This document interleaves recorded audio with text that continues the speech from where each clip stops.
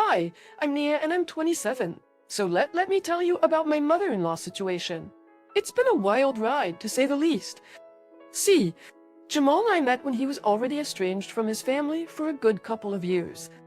That meant I never had the pleasure of meeting his mom, Siri, and boy, was that a touchy subject for Jamal. I was always curious about his family and wanted to know more. I mean, who wouldn't? But every time I tried to bring it up, Jamal would get all defensive or change the subject. It was like he had built this impenetrable wall around his past, and I was left with more questions than answers. Our conversations about this estrangement were like walking on eggshells. I tiptoe into the topic, hoping he'd open up and share some juicy family gossip. But no, it was like hitting a brick wall. He'd shut down or explode with anger. Talk about frustrating. He'd respond like, Naya, you don't get it. My family is a whole mess, and you don't want to get caught up in that drama. But babe, we're a team. I want to understand your history and be there for you. We can handle anything together. Just drop it. I don't want to talk about it. It was tough, you know. I wanted to be the supportive partner, the one who would listen and help Jamal navigate his complicated family stuff. But he was so guarded, like he was protecting some deep, dark secret. And I was left feeling like an outsider trying to decode his past. Deep down, I could see the conflict in Jamal's eyes. He had this yearning for a different kind of family, one that he never got to experience. But at the same time, he carried this heavy baggage of disappointment and hurt. It was like his past had left a scar on his heart that he wasn't ready to expose to me. Jamal, I get that it's tough for you, but I'm here for you no matter what. We can face anything together, remember? I know. Excellent, Naya. It's just complicated, and maybe one day I'll open up about it. But for now, let's focus on building our own little family, okay? And that's how we rolled.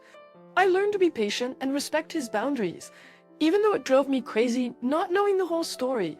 I knew deep down that, when he was ready, Jamal would let me in on his family's secrets. Until then, I held on to the hope that our love and understanding would break down those walls one day. Well, 7 years later, that day came. Picture it, our cozy little home filled with the sounds of laughter and the scent of homemade cookies wafting from the kitchen. Life was humming along nicely for Jamal and me, 9 years into our marriage. For 2 children, Air and Echo were growing up so fast, bringing us immeasurable joy. We were building a life together, making more money and finding success in our respective careers.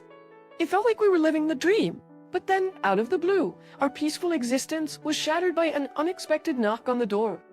It was a seemingly ordinary day, the sun shining brightly, casting a warm glow through the windows. Little did I know that this knock would change everything. Curiosity piqued. I made my way to the door, anticipation mingled with a hint of caution. Who could it be? Maybe a neighbor with a misplaced package or a lost delivery person. As I turned the doorknob, I was greeted by a woman I had never seen before. Her appearance alone set off alarm bells in my head.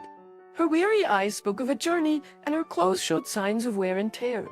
I could sense desperation lingering in the air. And before I could even open my mouth to ask her who she was and what she wanted, she said, That doesn't wing. Who are you? How do you know my name? I know this must be a shock, but I'm Jamal's mother, Cherie. I've been searching for him, and I used the last of my money to find my son. I don't know where else to go. Please, just hear me out at least. Cherie, but Jamal's mother, the woman who had been absent from his life for so many years, was standing before me. A flood of questions surged through my mind. Why'd she chosen now to reappear? I felt torn between protecting my family and giving her the chance to explain herself. Without hesitating, I closed the door slightly and reached for my phone and dialed Jamal's number. I told him what was going on, and his voice sounded concerned, tinged with a hint of frustration as he answered. But she's right here, and she looks like she hasn't showered in days, and I doubt she's eaten either. She needs help, I swear to God. Ideations? I'm letting her in, at least to sit and rest. Before he could argue with me, I hung up, taking a deep breath. I looked Cherie in the eyes and made my decision. Oh right, Cherie, you can come in, but I want you to know that Jamal is not happy about this. Make it quick. She entered and requested a glass of water. I gave it to her, and she latched onto it like she hadn't seen water in days. She looked worn out, like she had been through hell and back. Finally, I asked her what her deal was and why she had been absent for so long. She took a deep breath and started pouring her heart out. She explained that life had been incredibly tough for her over the past 9 years. She had experienced homelessness, struggled to make ends meet, and battled with drug addiction that had cost her jobs and stability. It was tough for me. I was lost. But I'm better now. I'm clean and I'm not getting into any trouble. I want to turn my life around and start new, and that means reconnecting with my son. I was floored. I had no idea about any of this. I couldn't believe that Jamal had kept such a painful secret from me. Shuri's revelation hit me like a ton of bricks, and I realized the extent of Jamal's pain and the scars he had carried silently. It all stemmed from his turbulent upbringing, bouncing in and out of foster care due to his mother's struggles with addiction. But tears streamed down Suri's face as she confessed the regrets and remorse she felt for the choices she had made. She acknowledged the pain she had caused Jamal, her son. It was a raw and vulnerable moment. I was torn between anger and compassion. The anger bubbled up inside me, thinking of the hurt Suri had inflicted upon my husband. But at the same time, I couldn't ignore the genuine remorse in her eyes. She seemed sincere in her desire to make amends and start fresh. As I looked at Suri, her tear-streaked face filled with regret, my heart softened a bit. I couldn't help but wonder if forgiveness and healing were possible, not just for Jamal's sake, but for all of us. The anger still lingered, but empathy began to surface.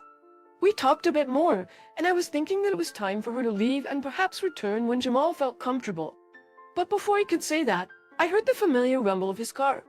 Things certainly took a dramatic turn when Jamal stormed into the house. He didn't even bother to park his car properly, such was his urgency to confront the situation unfolding inside. His face was twisted with anger, a sight I had never seen before, and it sent a shiver down my spine. I knew we were in for a heated exchange.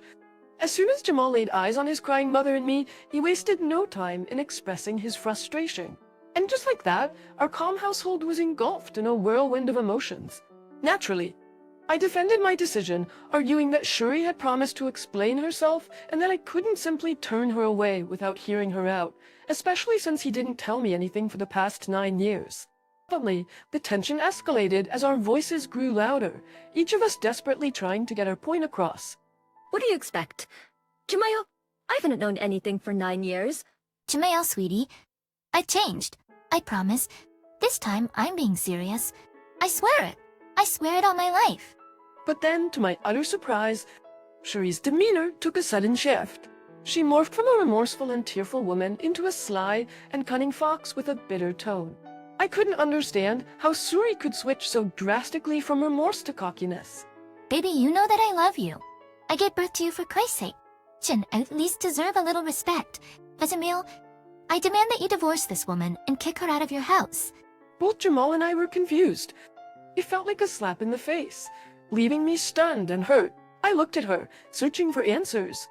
What the hell are you talking about? Shut up. I'm not talking to you. And then, with a manipulative glimmer in her eye, she began to twist the situation to her advantage. She turned on the charm, trying to win Jamal over with fond memories of their past and the promise of a happy family. Jamal, do you remember late evenings with Aunt Claire? How we'd sit on the porch drinking lemonade in the summer? That's all in the past now, sweetie. I promise you, I've changed. I'm doing better. We can go back to those memories, all the happy ones. I wasn't falling for any of this baloney, but when I looked over at Jamal, there were tears in his eyes. Her words were like a siren song, enticing Jamal into her embrace. As I watched my husband falter, his tears streaming down his face, I couldn't help but acknowledge that this was how toxic their relationship was. She had a hold on him, and she was using it to her advantage. My heart sank as Suri continued to push her agenda, urging Jamal to divorce me so they could rebuild their lives together. I couldn't believe what I was hearing. How could she ask him to just throw our marriage away like it's no big deal? I mustered up the courage to respond, my voice tinged with hurt and disbelief. Shuri, seriously? These accusations are ridiculous. I would never stand in the way of a mother trying to reconnect with her son. But telling Jamal to divorce me is not the answer. We can figure out a way to make things work without tearing apart what Jamal and I have built together. What is your problem with me? But Shuri wasn't giving up. She kept insisting, her voice getting more determined. Jamal, you have to do as Mommy says. She's just trying to protect you and bring our family back together. Naya is just standing in the way, making things complicated. Don't you want to go back to how it was when things were good between us? I felt my heart break as Jamal's resolve started to waver. He turned to me, his voice trembling, and said, I think maybe we should get a divorce. I couldn't believe what I was hearing. It felt like a punch to the gut, a betrayal I never saw coming. At, in the heat of the moment, frustration and hurt poured out of me. I raised my voice, desperately trying to make him see reason. How can you let her control you like this? Just a little while ago, she was begging and crying, and now she's acting all cold and dismissive towards me. If you let her back into your life, she'll mess with your emotions all over again. Can't you see that? Jamal met my gaze, his expression a mix of defiance and confusion. He shot back, defending his decision. You don't get it. Mia, our bond is different. There's something between us that you'll never understand. I need to give my mother another chance, and you're making that impossible. Jamal, you were right. Okay. I never should have let her into the house. I just wanted to hear her out. I didn't know that she was like this. But now I see what you mean about her. She has to leave if she's going to act like this. You see, she's already trying to separate us. Naya, you need to go. I'll send over the divorce papers when they're ready. Are you being serious right now? Super serious. Their tears welled up in my eyes as I realized that the man I loved, the man I had built a life with, was slipping away. The sea of pain of his words cut deep, leaving me feeling helpless and betrayed. As a month after filing for divorce, just chilling in my hotel room, when suddenly I heard a knock on my door.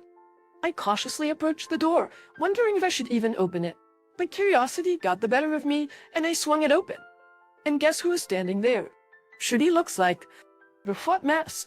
I mean, she was all disheveled, eyes wide with panic, and she was practically shaking. Before I could even get a word out, Shuri blurted out, You need to come back. He's crazy. I made a mistake.